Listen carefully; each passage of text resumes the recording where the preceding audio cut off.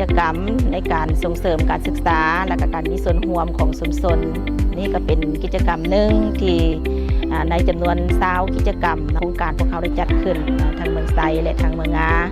ซึ่งกิจกรรมดังกล่าวนี้ก็จุดประสงค์ก็เป็นเพื่อ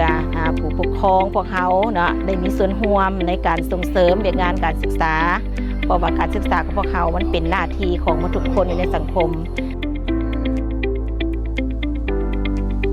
ข้าพเจ้ามีความรู้สึกภาคภูมิใจอย่างยิ่งที่ได้รับการสนับสนุนระยะผ่านมากับพวกเขาก็ได้เฮ็ดตามความสามารถของโรงเรียนแต่ว่าปีนี้ก็เป็นปีหนึ่งที่มีความหมายความสำคัญสำหรับโรงเรียนพวกข้าพเจ้า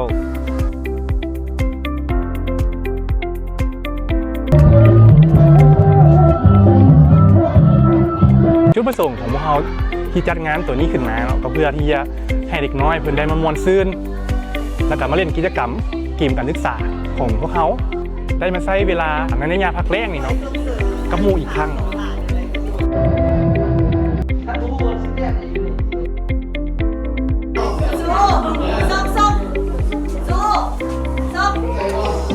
มื้อนี้จุดประสงค์ที่ว่าพวกเขามาจัดกิจกรรมเนาะก็เพื่อส่งเสริมการศึกษาของเด็กและการมีส่วนร่วมของชุมชนในการเรียนรู้ของเด็กน้อยอยู่ในชุมชนของกระเจ้าที่บ้านนาคกเมืองงานแขวงอุดมไซ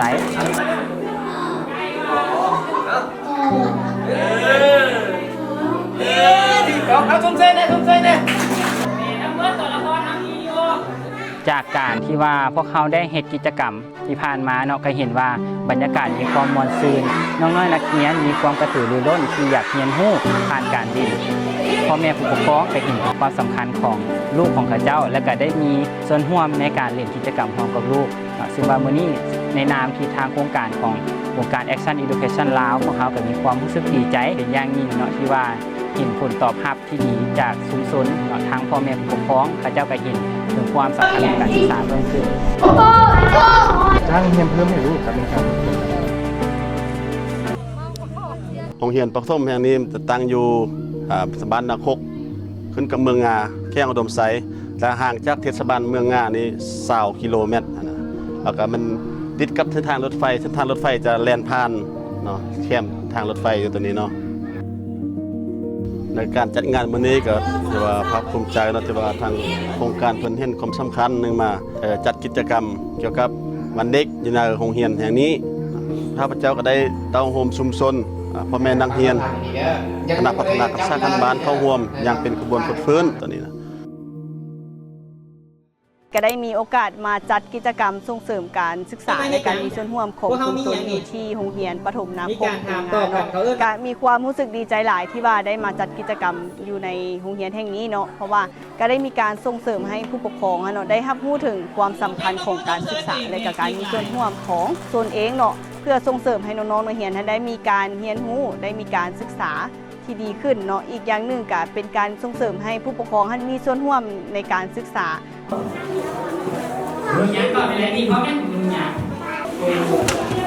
อีกอันหนึ่งเนาะกิจกรรมนี้ก็เป็นการส่งเสริมให้พ่อแม่ผู้ปกครองได้รับรู้ว่านอกจากการเรียนหนังสือของลูกอยู่ในโรงเรียนแล้วพ่อแม่ผู้ปกครองก็ยังสามารถส่งเสริมการศึกษาของลูกได้ด้วยการช่วยลูกเรียนหนังสืออยู่บ้านอยู่เรือนเนาะหรือว่าการเอานิทานไปอ่านกับลูกอยู่บ้านอยู่เรือนอันนี้ก็เป็นการส่งเสริมการศึกษาหนึ่งเนาะในกิจกรรมของพวกเราในมื้อนี้ก็ได้ให้พ่อแม่ผู้ปกครองกับน้องๆนักเรียนเนาะได้เฮ็ดกิจกรรมร่วมกันในนั้นก็มีอยู่4มุมการศึกษาของพวกเรานะมุมที่1ก็เป็นมุมเกี่ยวกับเวทีคนกลางเนาะได้ให้น้องๆนักเรียนพ่อแม่ผู้ปกครองได้แสดงความกล้าร่วมกันคือบ่คือแล้วโต๊ะมือส่งเลยขอเอาไว้เอาดังๆเด้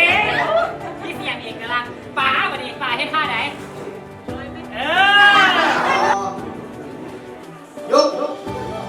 เป็นว่าการตอบคำถามการแสดงความสามารถเนาะแสดงพรสวรรค์ต่างๆมุมที่2ก็เป็นมุมเกมการศึกษาเนาะได้ให้ผู้เข้าร่วมท่านได้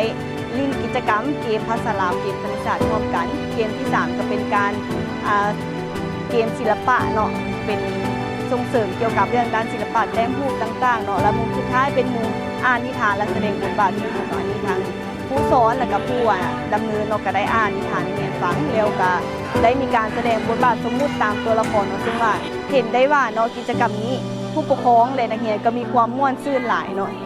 อีกอันหนึงที่สังเกตเห็นก็คือพ่อแม่ผู้ปกครองเห็นว่าบ่แม่นเป็นเพียงแต่การเรียนหนังสือในห้องแต่ว่ากิจกรรมการศึกษานี่ยังมีสิ่งม่วนซื่นต่างๆ หลายๆอย่างอะเนาะโดยเอ้ยในอนาคตเนาะเอ้ยคิดภาพไว้บอกว่าเอ้ยอยากเห็นลูกของเอ้ยอันเติบใหญ่ไปแบบใดในอนาคตหรือว่าอยากเห็นลูกหันประสบผลสำเร็จในด้านใดเด้ เข้าใจอยากให้ลูกหรือว่านักเรียนหมดทุกคนเนาะอยากให้เขาเจ้ามีความรู้แล้วก็มีความฉลาดอยากให้เขาเจ้ามีอนาคตที่ดีเนาะให้กลุ่มตนเองไปบนได้แบบบ่อยากให้แบบว่ามีปมโดยเนาะอยากให้เขามีความฉลาดความสามารถให้แก่ตนเอง